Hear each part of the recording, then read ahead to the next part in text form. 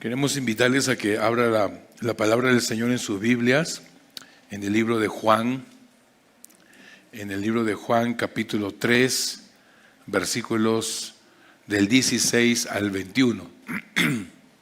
Juan, capítulo 3, versículos del 16 al 21. Es el estudio que hoy vamos a tratar.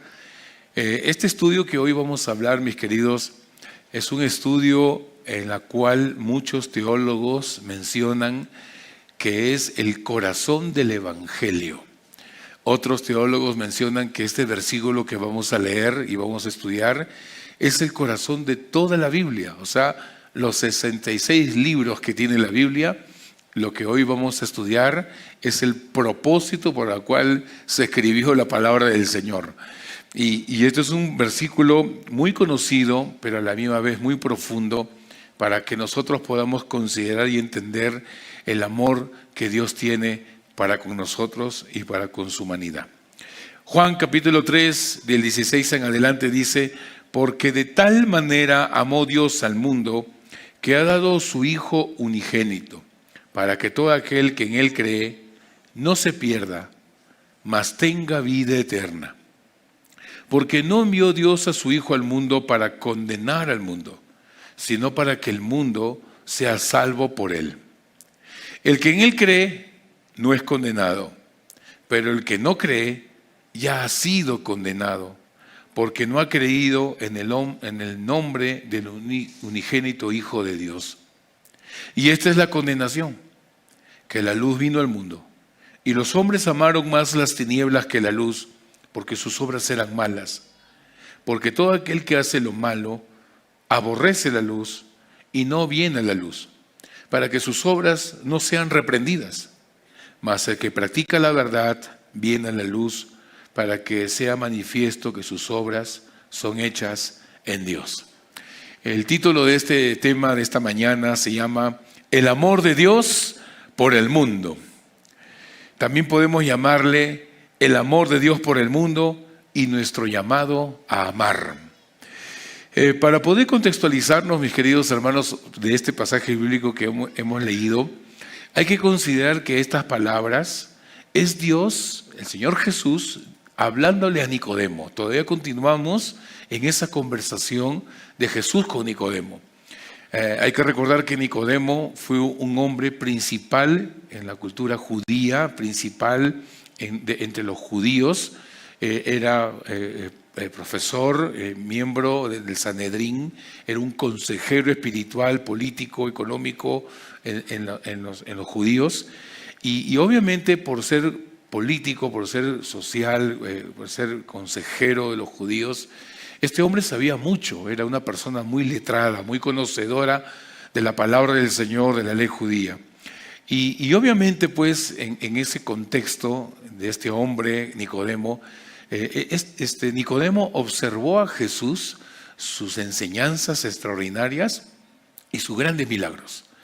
Eran enseñanzas extraordinarias y grandes milagros que a él lo impactó. Y dijo, no, yo tengo que conversar con él. Necesariamente necesito conversar con él. Por eso es que Nicodemo busca al Señor Jesús de noche.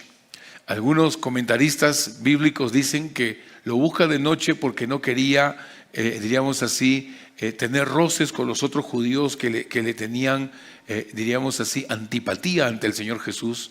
No querían saber nada del Señor Jesús, lo miraban a Jesús como un charlatán, como un hombre que no es el ungido. Entonces él no quería tener esa discrepancia con ellos porque él también era principal entre los judíos.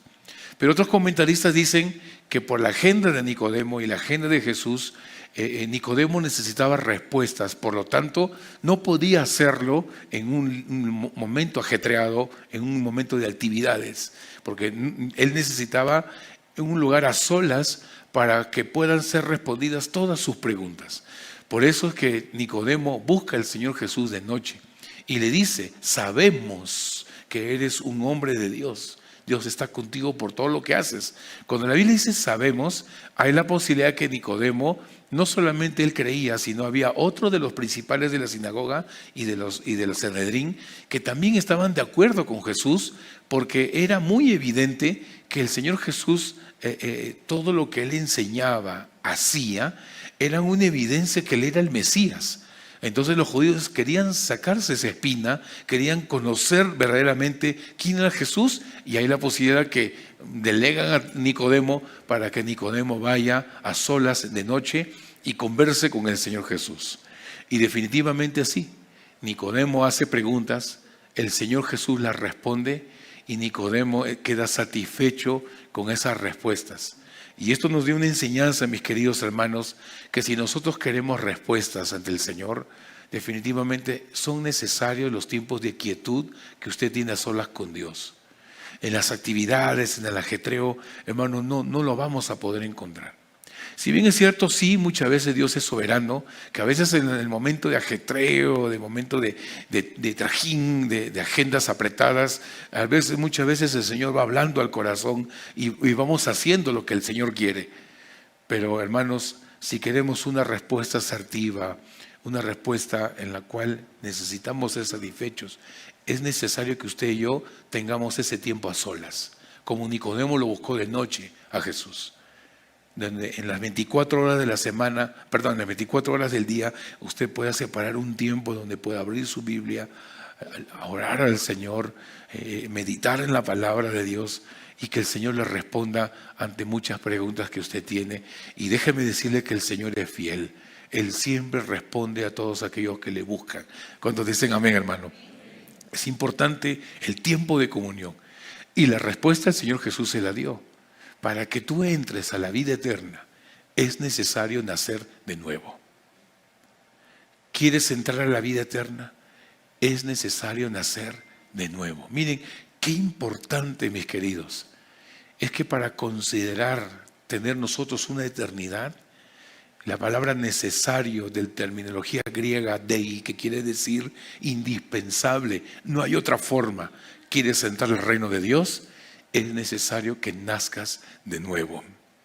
Porque una persona puede nacer en carne, una persona de repente puede hacer muchas obras, pero entrar al reino de Dios es otra cosa.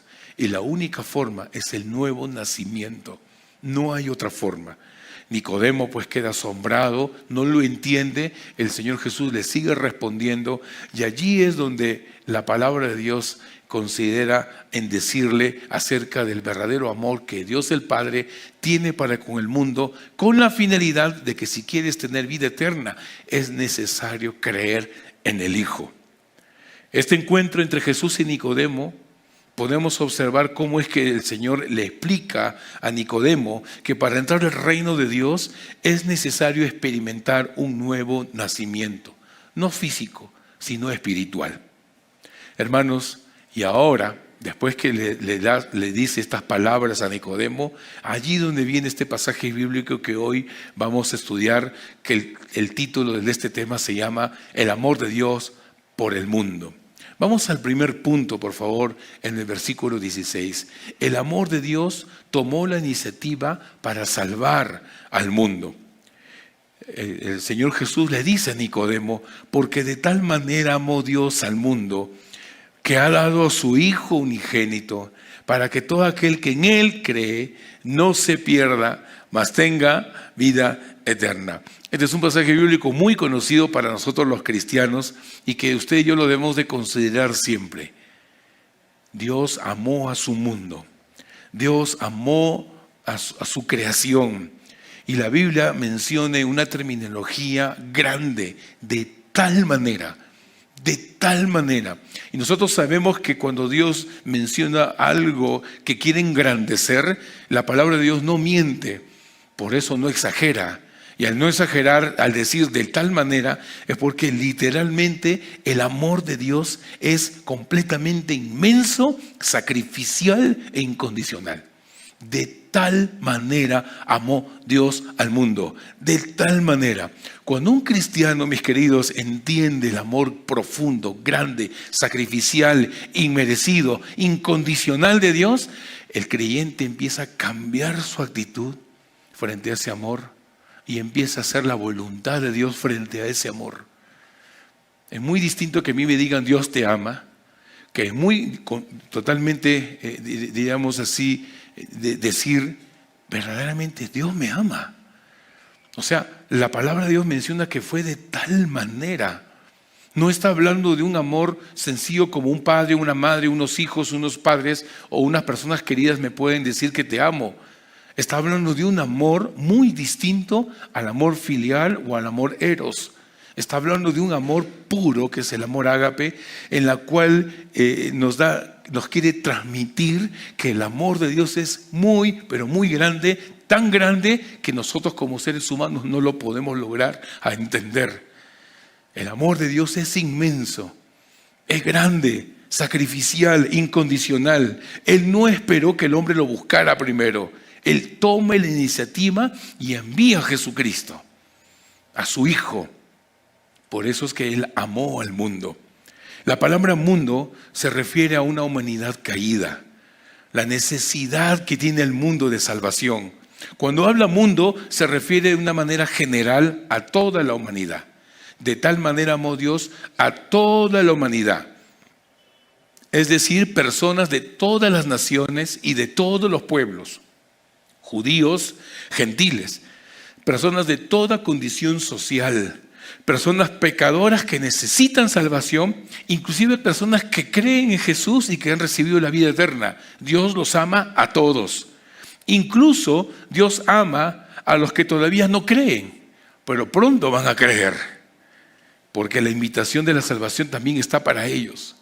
Dios ama a su mundo, Él quiere abrazar a su mundo, Él considera al mundo con una excelencia, una creación sublime que Él hizo a esa humanidad caída, y el Señor los ama a todos, porque de tal manera amó Dios a ese mundo caído. Y ese mundo, tanto fue el regalo, tanto fue el amor inmenso que Dios tiene para con la humanidad, que allí viene el regalo, que ha dado, es un regalo del Padre. Y ese regalo del Padre fue entregar a su Hijo unigénito.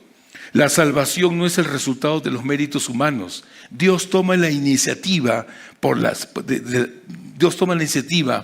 de ofrecer a su Hijo unigénito, y de todo aquel que lo recibe solamente es por fe.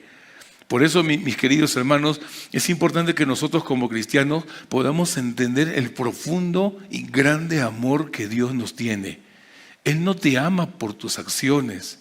Él no es que te ama como un padre puede amar quizás a sus hijos. Nosotros sabemos por teoría que nuestros hijos todos son iguales, pero de manera humana siempre nos inclinamos por los obedientes. Pueden haber 3, 4 hijos y usted sabe que pueden ver 2 hijos que son más o menos obedientes, un hijo que, ay Señor, ¿por qué me lo enviaste? Y otro hijo que sí es obediente. Y una vez una persona por naturaleza dice, el hijo que es más obediente yo siempre lo tengo allí. Este hijo que me ama, este hijo que siempre está pendiente, este hijo que me consuela, que me ayuda, que sirve, que obedece en todo, que todo lo que le digo lo hace. Una persona, un padre por naturaleza siempre se inclina por el obediente. Por los que son más o menos obedientes, Señor, ayúdame. Y porque es un desobediente completamente, como que batalla y a veces como que no lo quisiera ver. Es la naturaleza humana. Yo sé que a todos los quiero por igual, pero nuestra naturaleza es así. Pero la naturaleza de Dios no es así. No es que Él te amó y conforme a tus obras Él te está amando más. No es así la naturaleza de Dios. Él te ama. Desde el inicio hasta el final, su amor es el mismo. No cambia. Creces espiritualmente, Él te ama. Fallas, Él te sigue amando. Su amor es el mismo. No cambia. Por eso Él dice, por ese amor que Dios te ha tenido, Él ha dado regalo inmerecido. Él ha dado, te ha regalado a su Hijo. Y esto es muy curioso porque la palabra de Dios menciona que este regalo, para todo aquel que cree, no se pierda. Significa que el regalo está allí. Él ha dado a su Hijo unigénito. Él tanto amó Dios a su mundo caído. Él ha dado a su Hijo unigénito. Pero hay una decisión que tomar. El que cree nos da la libertad, nos da el libre albedrío de tomar la decisión. Si crees en ese regalo, no te perderás, sino que tendrás vida eterna. Mis queridos hermanos, el amor de Dios es tan grande que Él no solamente piensa en mostrarte su amor aquí en la tierra. ¿Cuántos de nosotros hemos experimentado su amor en esta tierra? Hemos sido bendecidos, Dios nos ha ayudado, nos da las fuerzas en las tentaciones, nos sostiene en el momento de las pruebas, nos ayuda económicamente, nos ayuda a salir de nuestras metidas, diríamos así, de problemas que hemos ocasionado, nos da las fuerzas para seguir adelante, nuestros matrimonios se han restaurado, nuestros hijos están siendo bendecidos. El Señor muestra su amor. Pero hermanos queridos, esta palabra de tal manera no está hablando solamente de un amor aquí en la tierra. Él está pensando en el futuro. Él está pensando en una eternidad. Por eso es que el amor de Dios no tiene nada que ver con las conductas humanas en esta tierra. Yo sigo a Dios, yo le creo a Dios porque Dios quiero que cambie a mis hijos, yo quiero que Dios cambie mi vida, yo quiero que Dios cambie a mi esposa, yo quiero que Dios cambie esta situación. No está hablando de conductas. La salvación no está dependiendo, no es a razón o son de las conductas, sino a la eternidad. ¿Crees en Él? No te pierdes. ¿No crees en Él? Sencillamente te pierdes. Dos caminos. El que cree no se pierde, así de sencillo. Más bien, el que cree tiene vida eterna. Está pensando en una eternidad con Cristo. Por eso nosotros entendemos que el amor de Dios va mucho más allá. Él está pensando no solamente en restaurar familias en esta tierra, en los 70, 80, 90 años que usted pueda tener en esta tierra. Él está pensando en qué pasará después de tu muerte. ¿Qué pasará cuando Cristo te lleve en el arrebatamiento? Él está pensando en esa eternidad.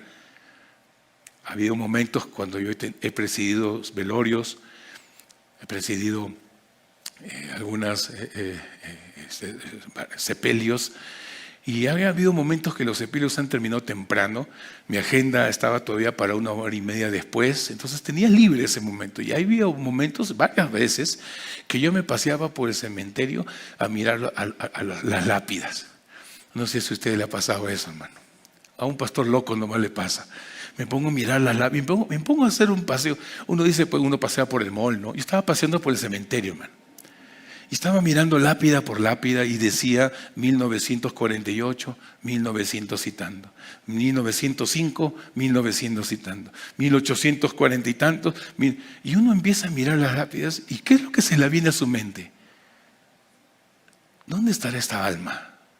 ¿Se ha puesto a pensar? Yo estoy seguro que sí. Mira, bastantes personas, inclusive ha habido casos que dicen, por decirlo así, 1950, 1965. Uy, esta persona solamente ha vivido 15 años. Y la pregunta es, ¿qué ha pasado con su alma? ¿Dónde está su alma? Hermano, y si usted fallece en estas fechas o pronto, van a pasar quizás 30, 50 años después y personas van a pasar por sus lápices y van a preguntarse lo mismo. ¿Y qué habrá sido de esta vida? Si son creyentes cristianos, lo van a entender, porque cuando Dios se trata de salvar a su mundo, es para salvarlo de manera eterna. Nuestro Dios siempre piensa en eternidad, hermano.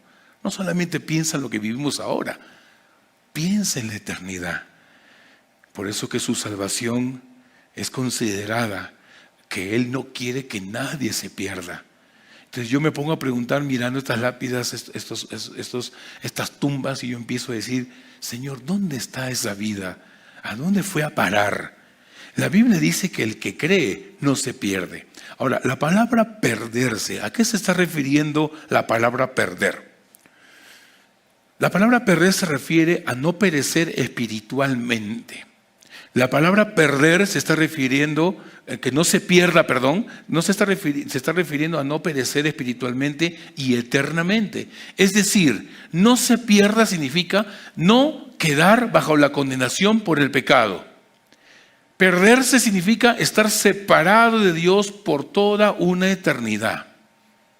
Mis queridos hermanos, Dios quiere que nadie se pierda. Él quiere tener a toda su humanidad con Él para que disfrute de sus bendiciones, de la vida que sabe dar.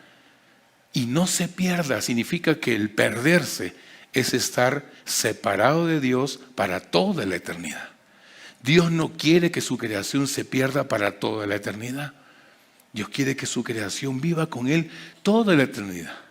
Hay personas que a veces se acercan a los ataúdes, a los ataúdes en los velorios. Vemos que el muertito está así.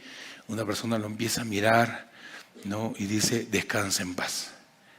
Y mis queridos hermanos, un cristiano observa el cuerpo y se pone a preguntar, ¿dónde estará su alma? Nosotros sabemos que si la persona creyó, no se ha perdido, separado de Dios para una eternidad, sino que tiene vida eterna en Cristo Jesús. Pero ¿qué hay de aquellos que mueren sin Cristo? La Biblia menciona, sí se pierde, porque decidió no creer. Hermanos, y la palabra perderse significa separado de Dios por una eternidad.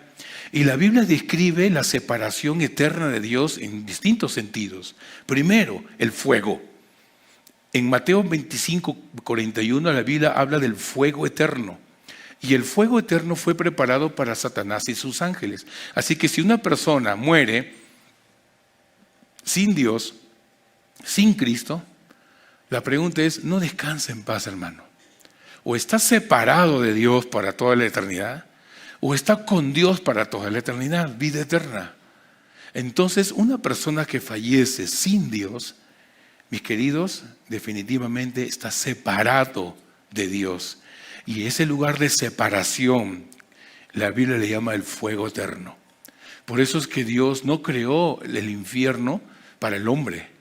Dios creó el infierno para Satanás y sus ángeles. Entonces la pregunta es, ¿por qué una persona se condena por no creer? Sencillamente se condena por no creer. No porque Dios dice, tú te vas a salvar y tú no me caes, así que tú te vas a ser condenado. No, la condenación viene a raíz de que la persona decide rechazar la salvación. Una persona que decide rechazar la salvación ya es condenada. El libro de Juan 3:16 nos aclara, todo aquel que en Él cree. Nos está dando la posibilidad de creer en este periodo de gracia, porque Cristo viene pronto y usted no sabe en qué momento la muerte le va a llegar o lo va a llamar, si es para vida eterna o es para condenación eterna. Por eso la Biblia nos está recalcando, el que cree no se pierde. Dios no quiere que nosotros nos vayamos al fuego eterno. Dios no quiere que nosotros tengamos un sufrimiento y tormento, como lo habla Apocalipsis 20:10, donde describe al diablo que será atormentado día y noche por los siglos de los siglos. Dios no quiere que nosotros vivamos separados de Él por una eternidad. Ahí está el juicio de Dios. Por eso es que el infierno está relacionado con el juicio final sobre quienes rechazan a Dios y persisten en el pecado.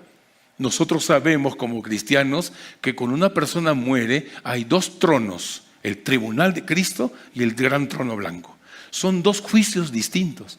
El tribunal de Cristo es para todos aquellos que han creído, no se han perdido, por lo tanto tienen vida eterna, y al tener vida eterna, entonces están frente al trono de la gracia. El Señor empieza a mostrar sus recompensas para todos aquellos que decidieron creer en Él. Pero la Biblia menciona que hay otro trono, ese trono blanco. El trono donde la gente que no decidió no creer y se perdió para siempre en la eternidad, hermano, va a resucitar para ser juzgado en el trono blanco y nuevamente volver a morir. Por eso el Apocalipsis nos dice, bienaventurado el que no entró en la muerte segunda. O sea, mueren, resucitan para volver a morir. Pero nosotros los que queremos en Cristo, resucitaremos para vida eterna. Ya no hay otra muerte. Pero el que no creyó, sí se perdió, separado de Dios para toda la eternidad. El amor de Dios, hermanos, siempre es pensando en una eternidad. Nuestro Dios es eterno, siempre ha sido, es y lo será. En cambio nosotros somos sempiternos, tenemos una existencia y una eternidad. Y lo que Dios piensa no solamente son en sus 70, 80, 90 años de vida en esta tierra. Él está pensando que después de la muerte, ¿qué pasará con usted? Yo estoy seguro que usted ha recibido a Cristo en su corazón y usted tiene vida eterna. ¿Cuántos dicen amén, hermano? Esto es importante creerlo. Entonces usted no se pierde, pero tiene vida eterna. Pero ¿qué hay de las personas que deciden no creer? La promesa de no se pierde, mas tenga vida eterna, presenta el propósito de Dios: rescatar al ser humano de la perdición y darle una nueva vida y también una vida eterna. En Juan 3:16, por eso es que en este versículo se concentra en tres grandes verdades. Primero, el amor inmenso que Dios te tiene. Segundo, el sacrificio de Cristo, porque el Padre da a su Hijo Jesucristo en sacrificio. Y tercero, tu salvación mediante la fe, para todo aquel que cree, no se pierda. Dios no quiere perdición. No, la voluntad de Dios no es condenar, hermano. La voluntad de Dios es salvar. La gente, ¿por qué se condena? No porque Dios señale la condenación, sino porque la gente decide rechazar la salvación. Entonces el paso es la condenación. Dios amó tanto al mundo que estaba perdido. Y nosotros como cristianos que hemos entendido el verdadero amor de Dios, hermanos, también lo entendemos en esa magnitud.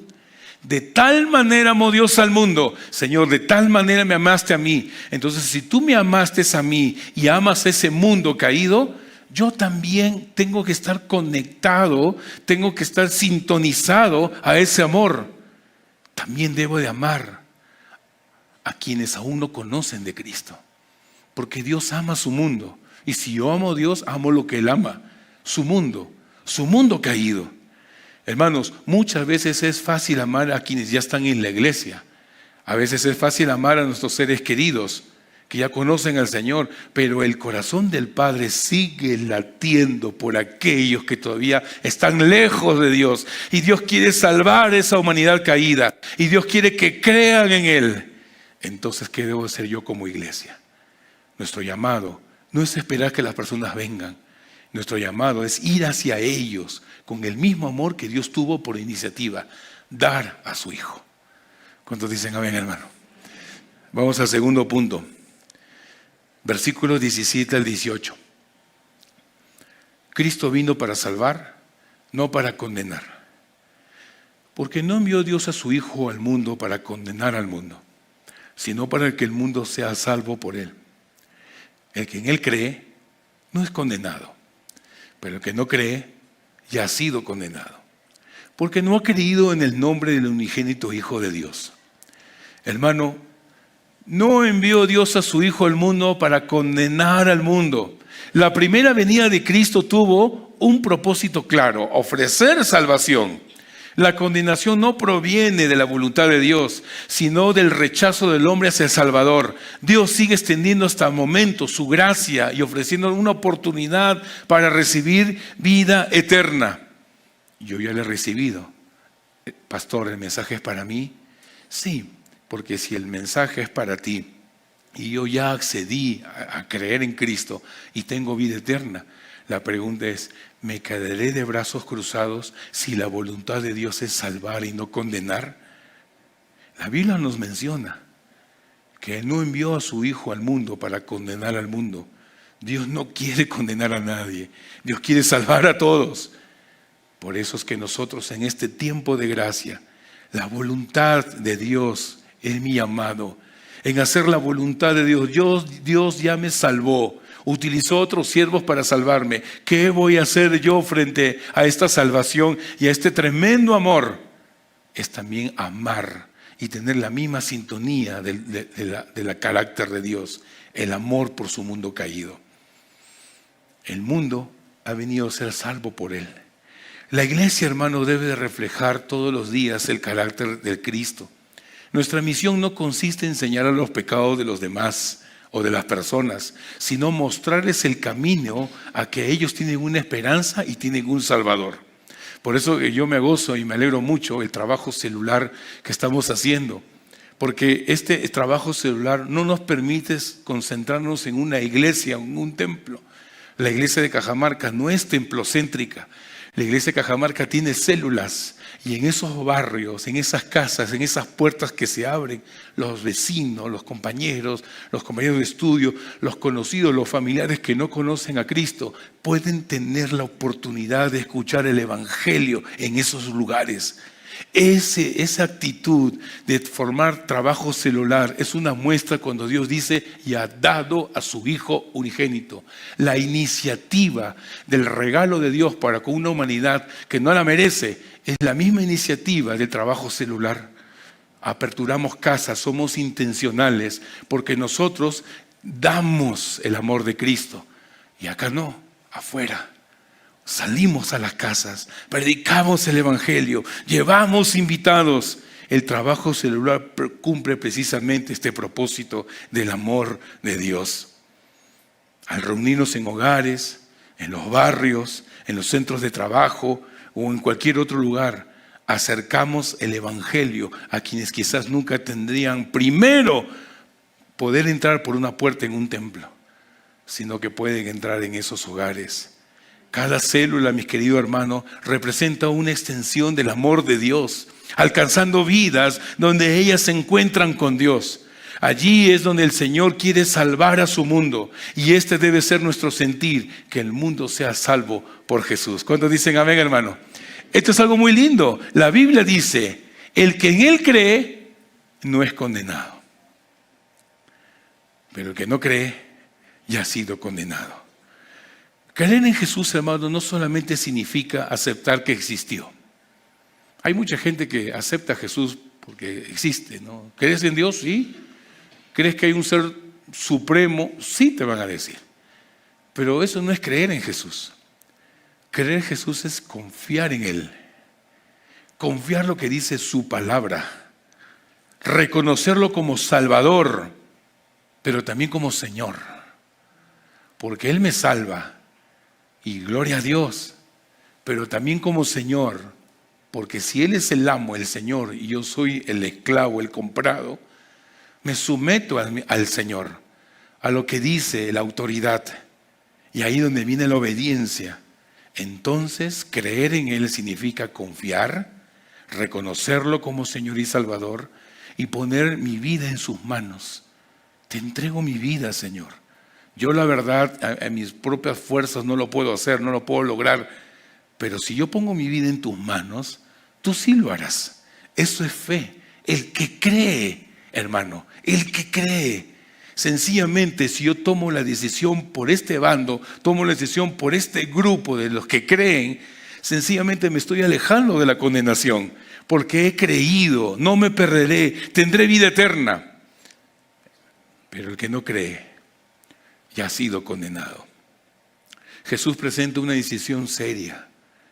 El problema fundamental del ser humano no es simplemente que necesite mejorar su conducta, sino que está separado de Dios por el pecado y que es necesario nacer de nuevo para tener vida eterna. Porque el rechazar a Cristo sigue permaneciendo en esa condición, condenación. Mis queridos, allá afuera hay mucha gente que sí creen que Dios existe, pero confiar, reconocerle y poner su vida en sus manos no lo hacen, sino que sencillamente dice que creen. Pero Dios nos enseña, mis queridos, a enseñar a estas personas que Dios nos llama a creerle a Él. El que cree, hermanos, no ha sido condenado, pero el que no cree ya ha sido condenado. Hermano, por eso es que el recibir a Cristo no se trata si eres bueno o malo, o si tienes una buena conducta o no, o si tienes una mala conducta y después pasas a una buena conducta. El creer en Cristo se está refiriendo a tener una vida eterna o una muerte eterna si yo tomo la decisión de no creer. Dios siempre piensa en la eternidad. Él no quiere vivir separado de las personas, quiere vivir junto a su creación que Él más ama. Por eso rechazar a Cristo no es una buena opción. Permanecer en esa condición de rechazar a Cristo, ese sí es una mala decisión. Y esa condición me lleva a la condenación. Vamos al tercer punto, versículos 19 al 21. Los hijos de Dios viven en la luz y reflejan ese amor al mundo. La Biblia nos menciona y nos aclara un poco más al detalle la condenación. La Biblia dice, y esta es la condenación, que la luz vino al mundo y los hombres amaron más las tinieblas que la luz porque sus obras eran malas. Porque todo aquel que hace lo malo aborrece la luz, no viene a la luz para que sus obras no sean reprendidas. Mas aquel que practica la verdad viene a la luz para que sea manifiesto que sus obras son hechas en Dios. Mi querido hermano, Jesús acá está aclarando y está especificando más a profundidad, de manera teológica, lo que significa la condenación. Yo te voy a explicar qué es condenación. Y el Señor Jesús lo está diciendo a Nicodemo. Nicodemo, no es que yo quiera condenar a la gente y a algunos salvar, y ya los tengo seleccionaditos, no. Porque la voluntad de Dios es para toda la humanidad en su salvación. Pero sí, déjame decirte, ¿saben cuál es la condenación?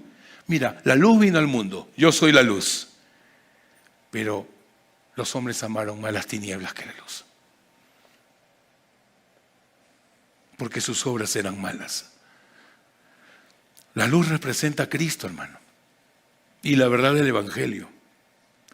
Quienes han nacido de nuevo ya no viven escondidos, sino se acercan a la luz. Y al acercarse a la luz, la persona puede ver su condición pecaminosa y empieza a darse cuenta, Señor, te necesito. Y en esa luz el Señor empieza a transformar la vida de la persona. Su vida es manifiesta que está hecha en Dios. Dios empieza a transformar ese corazón, empieza a hacer una nueva vida. Porque la luz vino a mí. Pero también la palabra de Dios dice, sí, los hombres amaron más las tinieblas que la luz. ¿Y por qué amaron más las tinieblas? Porque sus obras eran malas. Y acá lo especifica, porque todo aquel que hace lo malo aborrece la luz y no viene a la luz, porque sus obras para que sus obras no sean reprendidas. Entonces nos está dando a entender que todo aquel que hace lo malo, aquí se está refiriendo a quien que vive en pecado. Hermano, todos somos pecadores y de una u otra forma tenemos nuestra naturaleza pecaminosa, nuestras debilidades, nuestras luchas, nuestras batallas. Pero no se está refiriendo a eso. Se está refiriendo a una persona que ha decidido vivir en pecado, que no quiere apartarse del pecado. No significa que una persona nunca cometa errores, sino que decide permanecer en una vida contraria a la voluntad de Dios. Ellos son los que aman más las tinieblas. Ellos son los que deciden por hacer lo malo. Ellos no quieren arrepentirse. Aborrecen la luz. El apóstol Juan siempre recalca que Jesús es luz. Y en las cartas primera, segunda y tercera, Juan también recalca que Jesús, Dios es luz. Si Él es la luz, entonces la luz representa a Cristo, la verdad de Dios. Y esa luz siempre va a revelar el pecado.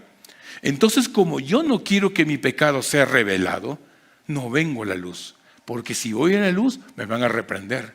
Prefiero estar en oscuridad. La luz se presenta allí, yo simplemente me hago a un lado y me voy a la oscuridad. Yo veo que la luz se está presentando por ahí, sencillamente tomo el sentido contrario y me voy a la oscuridad. Porque yo sé que si se me manifiesto la luz, entonces mis obras van a ser descubiertas. Y si son descubiertas, yo no quiero ser descubierto. Yo quiero continuar en esa oscuridad, en ese pecado. Por eso es que las personas que no quieren arrepentirse aborrecen la luz. Porque la luz les revela el pecado. La presencia de Cristo puede incomodarle.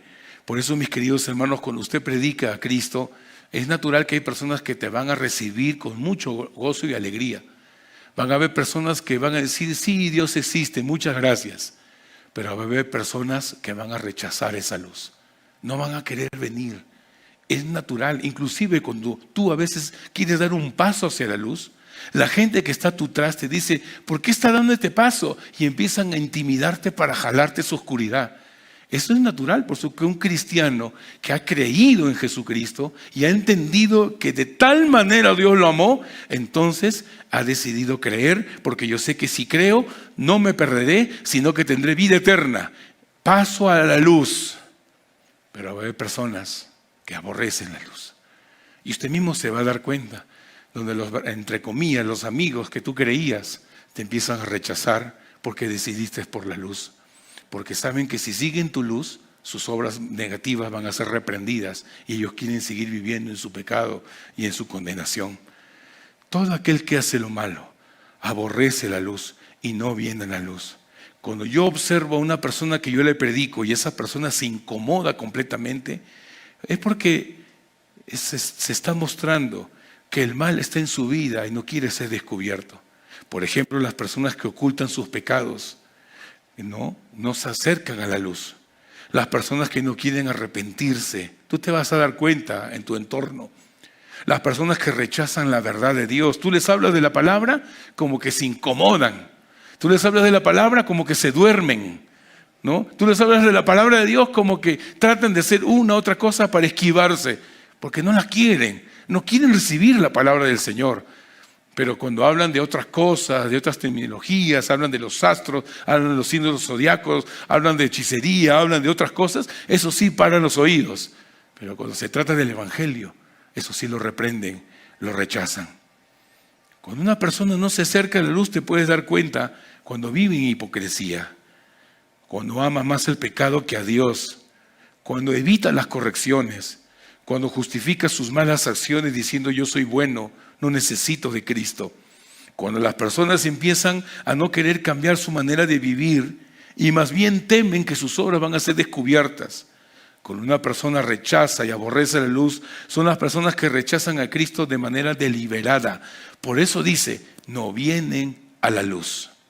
La persona evita acercarse a Cristo porque acercarse a la luz significa permitir que Dios examine su corazón. Yo no quiero, Dios, que tú me examines. Yo quiero vivir mi propia vida. No permitas que tú me examines. Yo quiero vivir como estoy. Prefiero ser un simpatizante de lejos, nomás la luz, o solamente decir que creo en Dios, pero prefiero seguir en mis delitos y pecados porque sé que allí nadie me va a reprender. Aborrecen la luz y no vienen a la luz. Es como que alguien que tiene algo escondido y evita encender la luz para que nadie lo vea.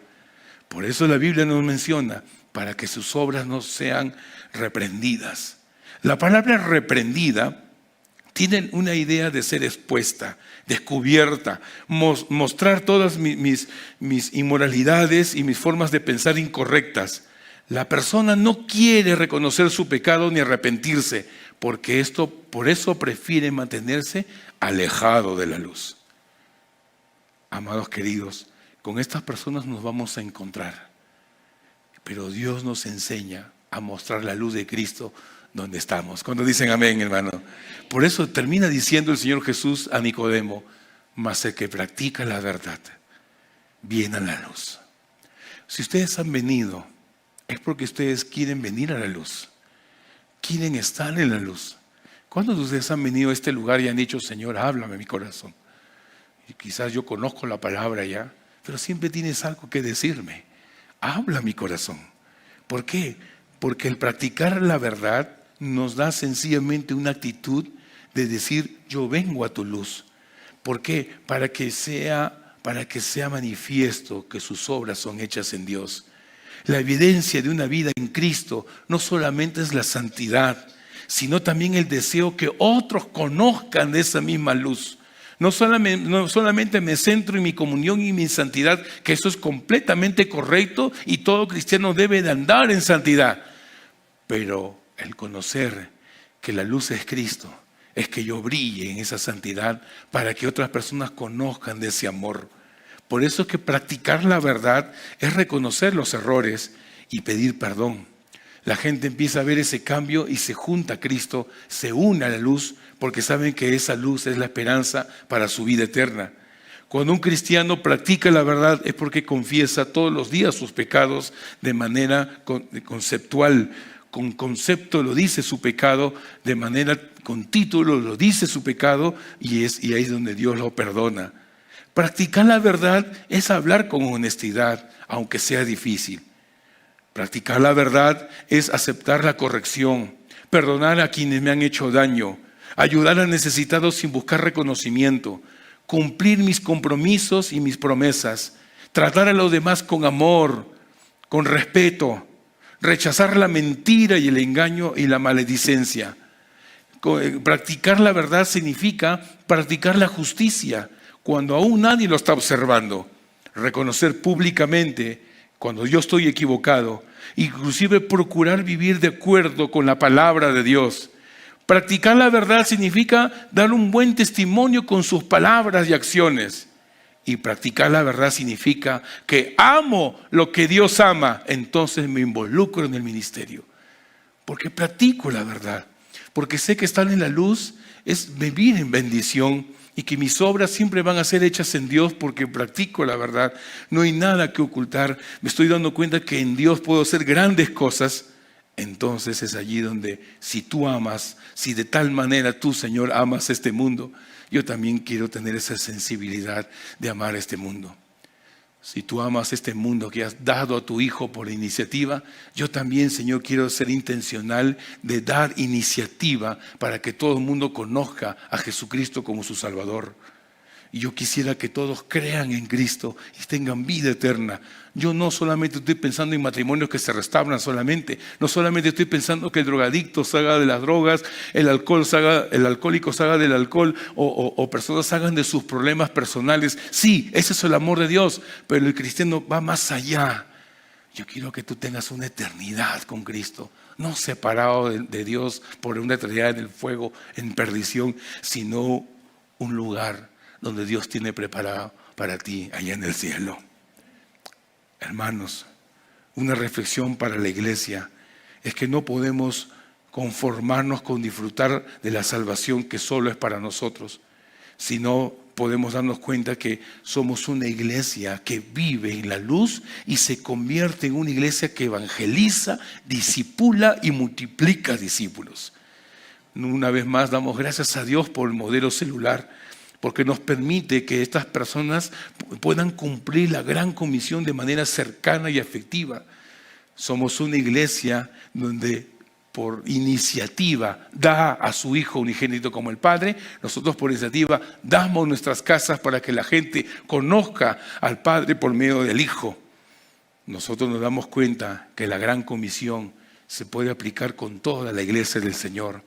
Cada miembro puede abrir un hogar, compartir su fe, cuidar de nuevas personas, discipularlas, integrarlas en la vida de la iglesia local, y ahí donde ellos continúan creciendo en su vida en Cristo. La luz no fue hecha para esconderse, la luz fue hecha para iluminar. Amén, hermanos. En conclusión,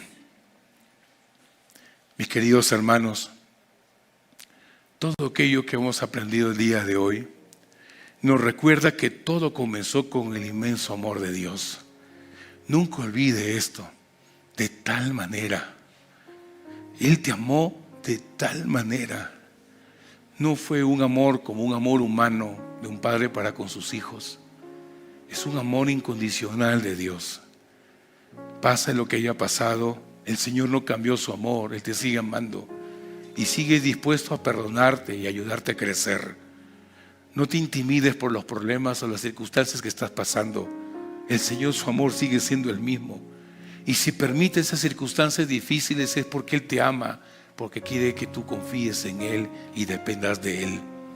Ese amor tan grande que Él te ha ofrecido, ese es el mismo amor que Dios quiere que nosotros ofrezcamos a ese mundo caído, a esa humanidad que necesita de Dios y que por ende tienen condenación porque están separados de Dios. Pero si creen, no se perderán. Saldrán de esa condenación y vendrán a la vida eterna. Como hijos de Dios debemos amar lo que Él ama. No podemos ser indiferentes mientras miles de personas en nuestra Cajamarca o hasta lo último de la tierra siguen sin esperanza, viven sin esperanza. El mismo amor que nos alcanzó a nosotros de tal manera, ese mismo amor debe impulsarnos a salir y a compartir el Evangelio y a ser discípulos a través de las células. El trabajo celular, hermano, no es simplemente una estrategia de crecimiento. Es una expresión práctica del amor de Dios. Ha dado a su Hijo la iniciativa del regalo a la humanidad que no la merece. Las casas se empiezan a abrir. Muchas personas, familias, vecinos, amigos y cada rincón empiezan a ser suplidas sus necesidades porque saben que Cristo es la única que la puede suplir. Allí es donde sembramos la palabra, acompañamos a las personas a caminar en Cristo, las conectamos con la iglesia para que aquí adentro sean edificadas y también se conviertan en discípulos que hacen discípulos para Cristo. Amén, hermanos. Por eso nuestro llamado con este versículo bíblico: amemos al mundo como Dios lo amó. Y si yo digo, Señor, no sé cómo amar al mundo, sea intencional. Señor, yo sé que tu palabra me dice en Filipenses: tengan el mismo sentir que lo hubo en Cristo Jesús. Si ese es tu sentir de haber sido siervo y morir hasta la cruz por mí y por los demás, es ese mismo sentir que yo quiero dar, entregar mi vida para que muchas personas allá afuera conozcan del amor de Dios. Nunca olvide, la gente que ya está afuera ya está separada de Dios, y eso significa que ya están en condenación, porque la condenación Jesús lo especifica: aquellos que rechazan la luz y aborrecen la luz. Pero si nosotros nos mostramos como hijos de Dios, vamos a mostrar ese amor, y ellos vendrán a esa luz y serán parte de la familia de Cristo. Amemos al mundo como Dios lo amó. Salgamos con el evangelio, abracemos nuestras células, siga haciendo misiones, mis queridos hermanos, urbanas, con las células rurales, nacionales, donde Dios nos envíe. Sigamos haciendo misiones, porque es allí donde alcanzamos en cada hogar para Cristo y conectamos con cada vida, y lo hacemos con la familia de Dios. Hermano, el corazón del Padre sigue diciendo: porque de tal manera amó Dios al mundo. Ese es el corazón que la iglesia también debe de tener.